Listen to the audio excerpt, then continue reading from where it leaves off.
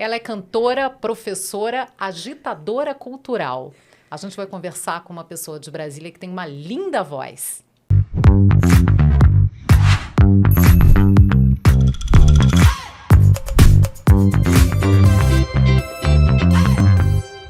A minha convidada hoje é Ana Lélia. Um prazer te receber. Difícil até te apresentar, porque você faz tanta coisa, né? Que honra estar aqui, Márcia. Que alegria te receber. Quando é que você sabe que você está muito chique? Quando a Márcia Zaru te chama para ser entrevistada, meu Deus do céu, estou feliz demais de estar aqui hoje. Que delícia, que coisa boa te receber. Eu te apresentei como cantora, professora, agitadora cultural, mas eu acho que você é mais cantora que as outras coisas. Como é que a gente te define? Como é que você se define?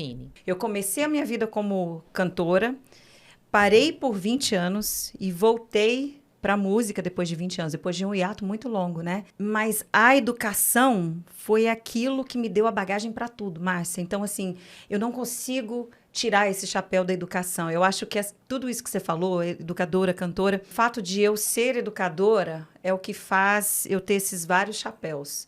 Então, a educação é o que me guia nas minhas composições, nessa coisa de agitação total, de colaboração.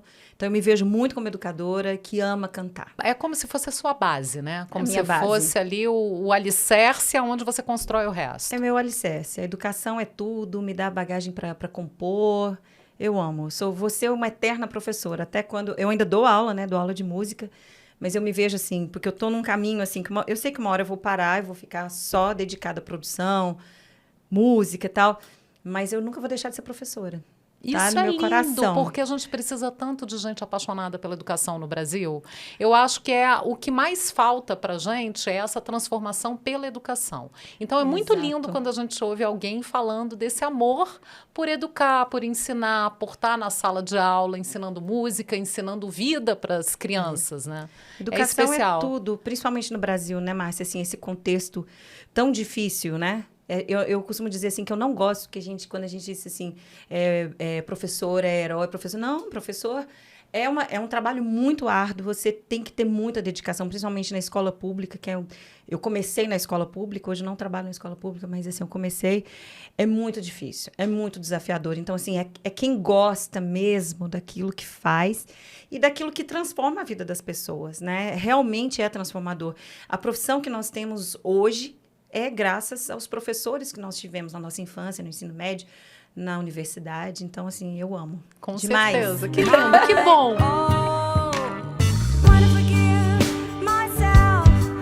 Eu queria saber como é que a música entrou na sua vida, como é que você se descobriu cantora, porque educadora vem de sempre. E sempre, de mãe, professora, a vida inteira. Aquela coisa, né? A história, mãe, professora, filho vai ser professor também, aquela coisa.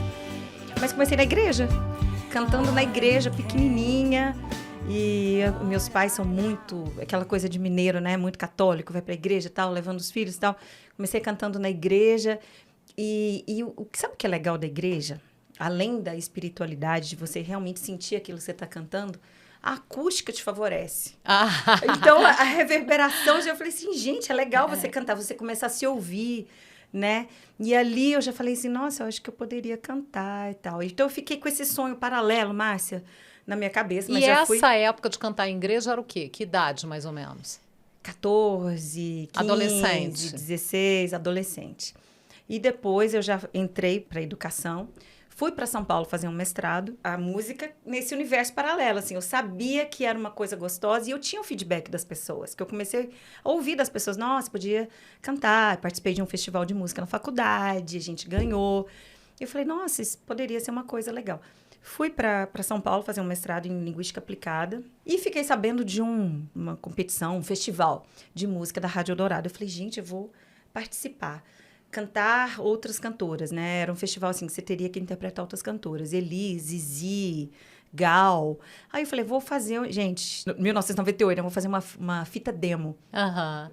Falei, beleza. Entrei no estúdio, Márcia. Nunca mais saí desse estúdio. Tranquei matrícula. Falei, vou, isso aqui é a minha vida. O bichinho vou cantar. Ali te picou pra sempre. Pegou, eu falei, vou cantar. Essa vai ser a minha história. E, por uma sorte enorme, eu interpretei uma canção que entrou numa novela da Record, na época. E aquilo ali foi como se fosse assim, um selinho de... Peraí, isso aqui é o que eu devo fazer. Só que eu era, assim, muito menina, tinha o quê? 22 anos. Comecei ali a cantar sozinha, trabalhava de manhã, de tarde, de noite, de madrugada, ligada no 220, trabalhando muito, tudo Essa muito época, caro. né? Essa época de 20 anos é a época que a gente pode se dedicar, assim, tempo integral para o que a gente está fazendo e é trabalhar muito mesmo. Trabalhando muito e, assim, eu ajudando meus pais em casa e também trabalhando lá. E aquela coisa do machismo estrutural, sendo uma menina. E eu comecei a receber muitas propostas e era tudo muito assim.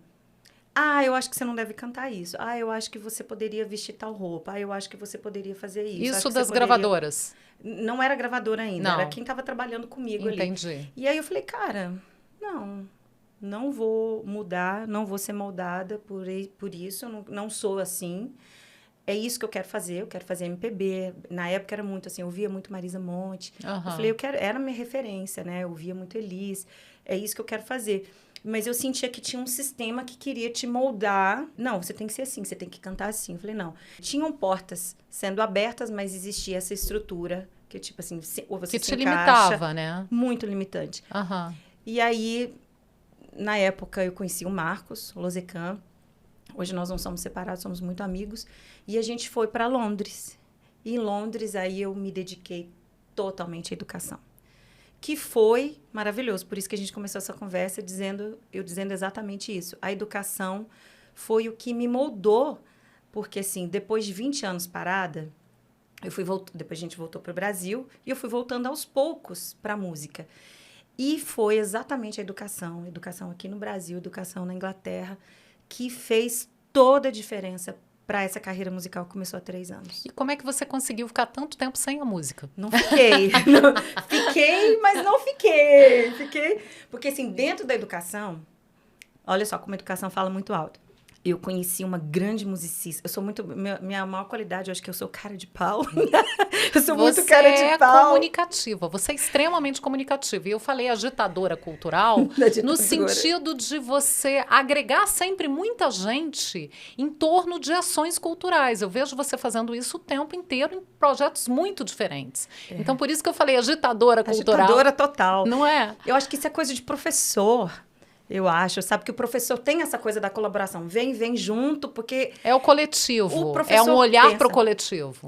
O professor, a escola Paulo Freire, né, a minha escola, a gente pensa no coletivo. A gente pensa assim, se você pode andar de mãos dadas, por que você vai andar sozinho? Se você vai de mãos dadas, você pode até mais devagar, mas vai todo mundo junto. E aí um vai se espelhando no outro, todo mundo vai se ajudando. Quando eu estava na Inglaterra, eu estava na missa, ouvi uma voz, eu falei, meu Deus, que voz linda. Gente, a gente não está no Brasil, a gente está na Inglaterra. Os ingleses são mais, né, são privados demais. Reservados. Né? Muito reservados. Que voz linda, tal, acabou a missa, eu fui lá. Você tem uma voz muito linda, vamos fazer um projeto, isso aqui. Meu Deus, ela olhou para mim e falou, quem é essa louca que chegou aqui? Ela ficou 2 anos me analisando, esperando. Chamava para café. Caroline Chan, por coincidência, uma das maiores compositoras para música infantil. E eu não sabia disso, eu só ouvia a voz. Mas eu acho que eu tenho um dedo de ouro, assim, eu aponto e falo assim, maravilhosa, vamos. E aí ela, não, vamos esperar, vamos não sei o que. Eu falei, nossa, eu tenho um projeto, eu amo a Amazônia, vamos fazer um projeto educacional sobre a Amazônia. E ela olhando aqui, ele esperou 2 anos, e aí depois de 2 anos a gente sentou e começamos a escrever. Mais 2 anos escrevendo. Esse projeto terminou em 2011. Nossa! Mas foi um super projeto que virou um musical sobre a Amazônia, um musical bilíngue que a gente fez sobre os animais, contando uma história, usando a Amazônia como uma plataforma de preservação ambiental. Fantástico, juntando sustentabilidade com cultura, com música. E com música brasileira, eu juntei um monte de brasileiros lá. E o que aconteceu? O príncipe Charles era príncipe, não era rei, e ele tinha um site de preservação The Rainforest Project all over the world, né? No mundo inteiro. E eles, por acaso, viram uma das nossas canções, a Canção da Formiga, inseriram no site e isso deu uma visibilidade muito grande para o projeto. A gente começou a fazer workshops e shows sobre a Amazônia, assim, tudo quanto é escola na Inglaterra. Então, assim, esse foi um grande projeto. Tenho muito orgulho desse projeto. Através dele, eu conheci o maestro João Carlos Martins. Conheci Cláudio Botelho, que se interessou pelo projeto. Então, assim, educação e música. Para mim, eu acho que esse é o diferencial. E como é que foi o reencontro com o Brasil? Porque a música estava muito presente nesse reencontro também. Quando você voltou da Inglaterra para cá, parece que a música chamou mais alto. Brasília, Márcia, eu falo que foi um dos maiores presentes que eu recebi. Pessoas maravilhosas, mulheres principalmente. Meu ponto fraco é o forte, né? Meu ponto forte. Eu diria ponto forte. Meu ponto forte. Porque a gente precisa de iniciativas que valorizem cada vez mais e que combatam o machismo. Porque você estava falando que início da profissão, você teve essa coisa muito limitadora, porque todo mundo queria dizer como é que você devia se vestir, o que você devia cantar. E isso é muito machista, né? Isso. Normalmente, essa pressão é muito maior em cima das mulheres. Só que à medida que você vai envelhecendo, você sente essa libertação. Porque agora, principalmente comigo e com o Pingo, e essa vontade de trabalhar com mulheres é exatamente isso. É libertador. Então, assim, esse ano eu faço 50 anos e, inclusive, uma das canções que eu escrevi, chama Fica Comigo, foi baseada em um casal. Já me faz o verão. Que se apaixonou num home, né? Como se diz isso em português? Uma espécie de um asilo, uma casa de cuidados. Uma casa de idosos, isso. Eles se apaixonaram. Ela tem 92 anos e ele 78. Eles se apaixonaram, se casaram. Eu achei essa história tão linda. Inspiradora. Entrei em contato. E libertadora também. Inspiradora e libertadora. Eu falei, que legal. Olha só, você não se importa o que ninguém vai pensar. A idade deles, ou se ela é mais velha, ou se ele é mais novo. Isso deu notícia no G1, e eu fui atrás para saber da história deles. Eles são muito simples, e eu falei assim, eu posso escrever a canção, né? Aí a assistente social fez a ponte, eles deixaram eu escrever a canção sobre a vida deles, mas eles não queriam, o que eu queria é que eles estivessem no videoclipe. Só que eles são muito simples, aí eles preferiram não estar, mas aceitaram que eu escrevesse a música, que foca exatamente no etarismo, nas nossas escolhas de vida, de você não se importar, sabe? Porque Brasil, principalmente, comparado com outros países no mundo, existe essa coisa do descarte. Você vai ficando mais velho. Eu ia te provocar com Fica Comigo, porque me chamou muita atenção quando você lançou. Eu vi essa questão da história, dessa paixão, desse amor desses dois idosos, e que não prestaram atenção em nenhuma convenção, vamos casar mesmo, a gente quer ficar junto e pronto. Tem esse lado libertador, à medida que a gente vai ficando mais velho, você vai fazer 50, eu vou fazer 51 esse ano, então a gente está vivendo muito, um certo divisor de águas, eu acho, para a mulher, nessa idade. Mas a gente vai vendo que tem uma parte nossa que fica muito mais livre, mas tem uma parte nossa que tem muito mais dificuldade em conseguir as coisas. Exatamente. Por conta desse modelo brasileiro de descartar pessoas mais velhas. Exatamente. Ou de achar que pessoas mais velhas, ou na faixa de 50 ou 50 a mais, não servem para determinadas coisas. Quando deveria ser exatamente o contrário. Exatamente. Porque o que você faz com aquele acúmulo de experiência que você teve na tua vida? Então, quando eu voltei aos 46 para 47 anos, voltei para música. Então, eu fui ouvindo outras coisas, porque quando eu era mais jovem, vamos vestir isso, vamos ser mais sensual, vamos ser. E depois mas a indústria não perdoa. Você agora não tem idade para isso. Você não tem idade, já passou, a indústria não perdoa, porque a indústria quer isso, quer... Eu falei assim, a indústria é o caramba, então nós podemos fazer a nossa indústria, nós podemos fazer o nosso trabalho e, com certeza, inspirar uma enorme camada da sociedade que vai sendo deixada de lado, independentemente da sua função, e que a gente inspire mais mulheres a ir para frente. Eu achei maravilhoso isso. Eu me senti representadíssima nessa linha, isso. Sabe a história da Patrícia, que estava na faculdade? Sim, entrei em contato com ela, já somos amigas já. Que jovens ficaram debochando porque ela era uma pessoa de 40 anos que estava fazendo um curso de graduação. Exatamente. É um negócio... absurdo. É inacreditável. É inacreditável, né? Porque, assim, desde quando a idade tem que ser limite para qualquer coisa? Então, isso tem que ser retratado na música. A Patrícia agora ganhou uma bolsa de estudos para ir para a Inglaterra. E eu acho que isso são sinais de que a sociedade tem uma pontinha de esperança, sabe? Para a gente ir para frente e quebrando essas barreiras, né? Ainda tem muita coisa muito forte. Às vezes, você vê coisas nas redes sociais que você fala, meu Deus do céu, como essa pessoa... Os coaches, né? De hoje em dia. Como a pessoa pode ser permitida dizer certas coisas, né? Para causar, né? E que podem ser tão ofensivas às mulheres, aos homens, principalmente às mulheres, né? Principalmente as mulheres. Porque a gente sofre de todas as formas. Porque envelhecer não é fácil. Não é fácil envelhecer. Mas tem tanta coisa legal que a gente pode compartilhar. Vai embora. Se eu te pedir, você vai ficar. Não vai embora, não. Se eu te pedir, você não vai embora. Se eu te pedir, você não vai embora, não. E essa coisa do descarte no Brasil... É um descarte, isso. Eu acho que você usou a palavra que exatamente isso. As pessoas são descartadas... Em várias profissões. Em várias profissões a partir de determinada idade. Então, acho fantástico você abordar isso.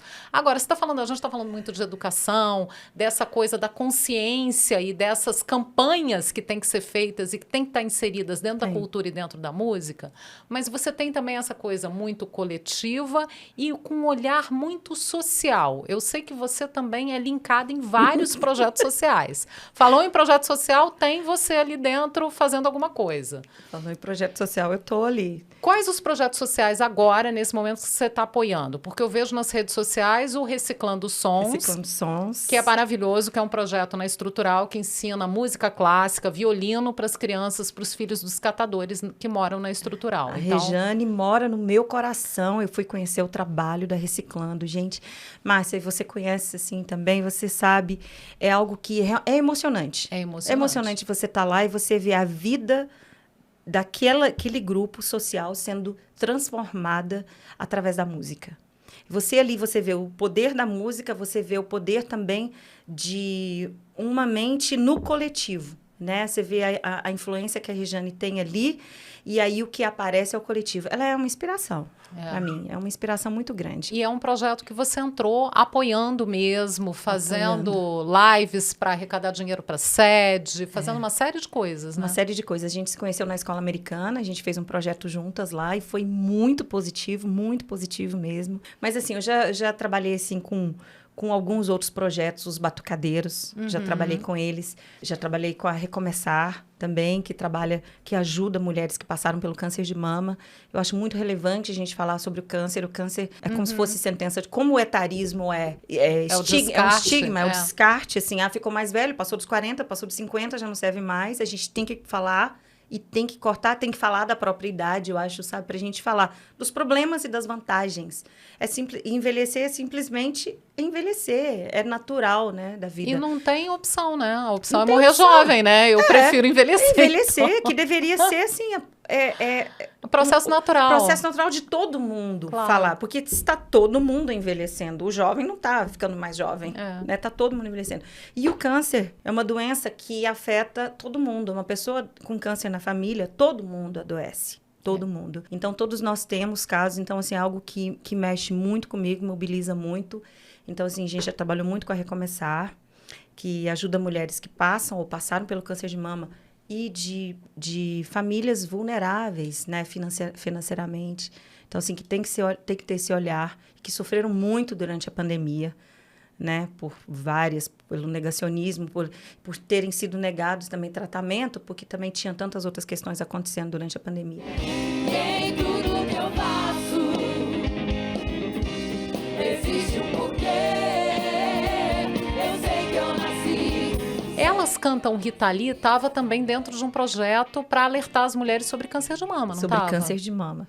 Foi tão emocionante, Márcia. Pois é, e aí eu queria entrar de novo nessa questão do coletivo, porque você juntou um monte de gente, um monte de mulheres que são super queridas e representantes da cultura brasiliense nesse show no Clube do Choro. Elas fogem de mim já. Daniela Firme, de Ribeiro, meu Deus do céu, só fera, Só fera. musas, né? Larissa Cada Vitorino, Andresa Souza, Carol Mello, Natália Cavalcante, Ana Clara Reile, meu Deus, são mulheres lindas. Esse é o nosso terceiro projeto. Já, terceiro Elas Cantam, a gente já fez Elas Cantam Roberto Carlos, e veio o maestro do Roberto Carlos Gente, que cantar sensacional. antes da Covid. Aham. Roberto Carlos é uma religião, né? A gente não Sim. precisava cantar. É. O O público cantava. já, é claro, todo mundo sabe todas as músicas. Todas as músicas. E Rita Lee foi... Também. A Rita mesma Lee coisa. também, é. Rita Lee foi tão emocionante, Márcia, assim... primeiro, eu amo Brasília. Toda a imprensa estava lá, fazendo a cobertura. Tava lotado. As pessoas... Rita Lee também é uma religião. É. Todo mundo cantava. E a vibe das pessoas... Mas principalmente porque elas sabiam que elas estavam ali também por uma causa social. Aham. Sabe? Então, assim, essa coisa de você usar a arte para colocar um ponto de luz onde se realmente faz necessário. Com aquele tanto de mulher no palco, sabe? Cada uma cantando de um jeito. É, e são mulheres, Cada uma- isso que eu ia falar, são mulheres muito diferentes. Todas Muito. têm uma representatividade muito grande. Muito grande. São muito conhecidas do público, São. mas cada uma dentro de um quadrado bem diferente, né? É Umas isso. das outras. É isso. Eu até arrepio quando eu falo assim. O antes, todo mundo ali, abraçado ali na cochita, assim, sabe? E falando sobre o projeto e se entregando de coração para aquilo. E quando tava no palco, tava realmente arrepiante, assim, todo mundo junto.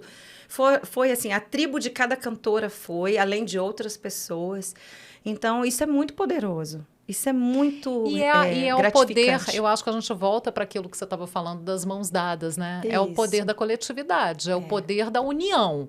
Poder Você da união. tem várias pessoas ali com um objetivo comum, Comum. mas cada uma do seu jeito, cada uma na sua, né, no seu espaço. Ninguém precisa competir, Não. ninguém precisa invadir o espaço da outra. Não. Então Porque eu a acho que isso é beleza- muito legal, você conseguir mostrar isso, né? Que isso tem força. Porque é exatamente isso, é a beleza do diferente. Para que Aham. ser igual? Para que copiar o jeito de alguém cantar? Porque é o diferencial que faz a beleza. Fala assim, olha como somos diversas, não precisamos ser iguais e podemos e todo mundo crescer junto. E é a mesma vibe ali, todo mundo. É legal. algo que, assim, fazer com a Dani, com a Larissa, com a Di, com todas as meninas, todo mundo acredita nisso.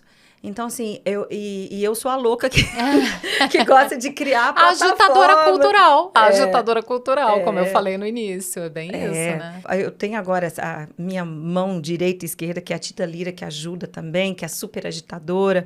O Pingo, que faz toda a produção musical, que é louco, Aham. né? De pedra. A Cata e dá as ideias também. Então, é muito bom. No ar que eu respiro, eu sinto prazer de ser quem eu sou, de estar onde estou. Agora só falta você.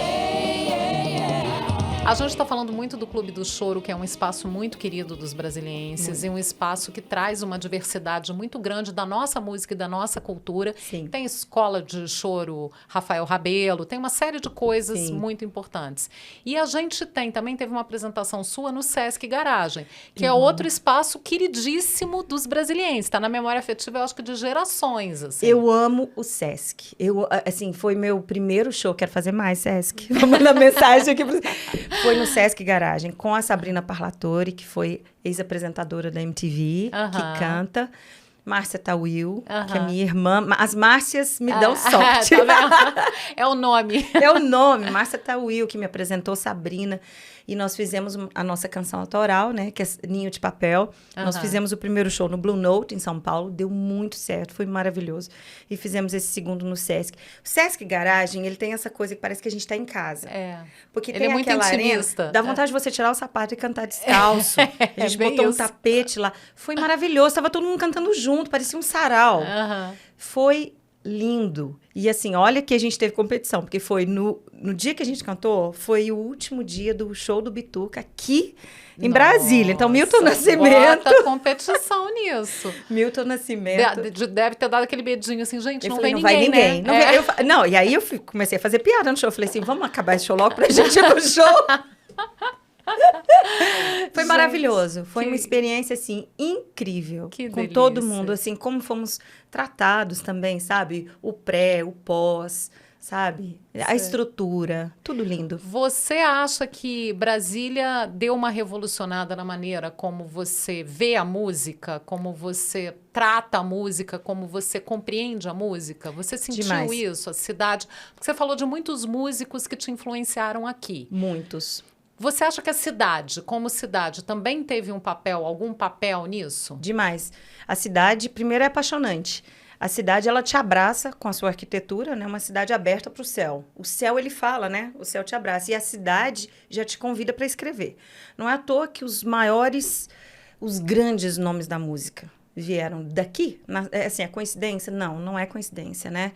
E Brasília também, sabe o que eu acho muito interessante? Os sotaques daqui, porque Brasília é relativamente jovem. É bem jovem, né? E ela é aquela coisa do etarismo, eu vou falar, essa mulher, porque eu escrevi uma canção, né, sobre Brasília. É uma mulher para mim, Brasília.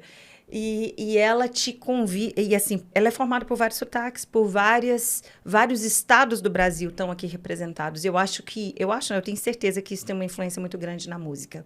Então, por exemplo, o Pingo, a família dele é toda do Maranhão, ele carrega isso quando ele toca. Eu falo, gente do céu, isso é muito doido o jeito dele tocar, né? Ele toca como se fosse percussão, sabe? Junto do violão. É uma coisa muito... E eu vejo isso em vários sotaques, vários estados. É esse pote multicultural que é aqui representado. Então, é assim que eu vejo Brasília.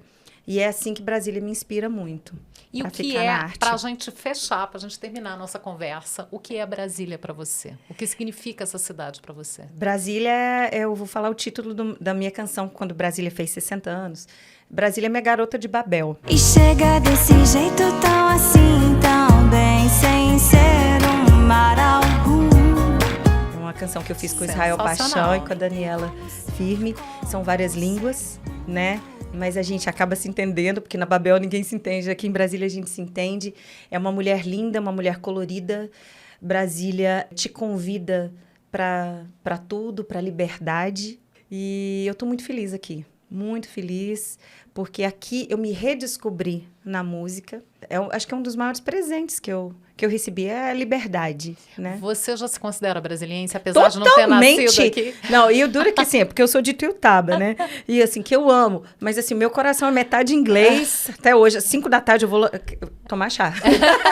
Tomo chá. Minha outra metade é brasiliense. Com certeza, porque são muitos presentes musicais que essa cidade me deu. E que espero que continue me dando, por exemplo, Márcia aqui na minha frente, eu falando aqui de arte, de música, e podendo crescer aos poucos, né? Estou crescendo paulatinamente na música, mas está me dando muita sorte. Eu achei engraçado você ter falado a questão da liberdade, porque eu acho que é a melhor definição para Brasília, liberdade. Se eu tivesse que definir Brasília em uma palavra, eu definiria liberdade. E você falou essa coisa da cidade te abraçar. Você chegou, você já se sentiu abraçada. Já. Você sabe que Brasília tem uma fama imensa de cidade fria, né? Muita gente fala, Brasília é uma cidade fria, Brasília não tem vida. Você chega, você não consegue se relacionar, a cidade te joga para fora. Muita gente fala isso. Não. E você falou justamente o contrário. Eu já tinha ouvido falar de Brasília assim, não tem esquina. Nem precisa de esquina, nós somos a esquina. Brasília tem um lago, até quando o Israel fez o rap da Garota de Babel. Brasília tem um lago bem no centro, sabe, que colore. Tem esse céu aberto, porque a gente é engolido pelo céu, né? Porque não tem os arranha-céus que todos os outros estados têm, né? Que, né? Brasília também não é um estado, né? É o Distrito Federal. Mas, assim, é tão diferente, é tão colorido, é tão azul, tem o Cerrado. Tem tanta coisa, então, assim, eu me sinto... E os estados, essa coisa de todo mundo estar aqui... Caldeirão de culturas. A última coisa que eu vejo é a capital política. É a última coisa, porque às vezes vem as pessoas... não, porque a política... Eu falei assim, não, eu não vejo Brasília como a capital política do país. Então, assim, deixa a política para lá. Eu também escrevo sobre política, sempre com a crítica bem... Mas Brasília tem muito mais para oferecer. E quem vem aqui, com certeza, quebra essa visão errada. Porque é muito mais para oferecer, principalmente para a arte, para a cultura, para o esporte, para tudo, na verdade. Brasília é singular e é completa. É única. É única. É única. É a garota de Babel. Garota de Babel. Ana Lélia, muito obrigada por essa conversa Obrigada, tão Márcia. inspiradora, tão bacana. Muitos projetos lindos para você pela frente. E espero te ver em muitos palcos de Brasília. Eu te agradeço imensamente por estar aqui. Eu vi a Di aqui, eu falei, não, eu também quero. Você entrevista tantas pessoas, sabe? Você faz tanto pela arte, pela cultura. E eu acho que isso é o diferencial também, sabe? A gente tem tantos cantores, tanta arte, A tanta gente cultura. precisa de vitrine, né? Para essas pessoas que estão Faz toda fazendo, a diferença. construindo a nossa cultura todos os dias, né? Amém. Muito Ai, obrigada. obrigada. Beijo. O Sesc Cultura ao Quadrado volta na próxima semana com outra entrevista. Até lá.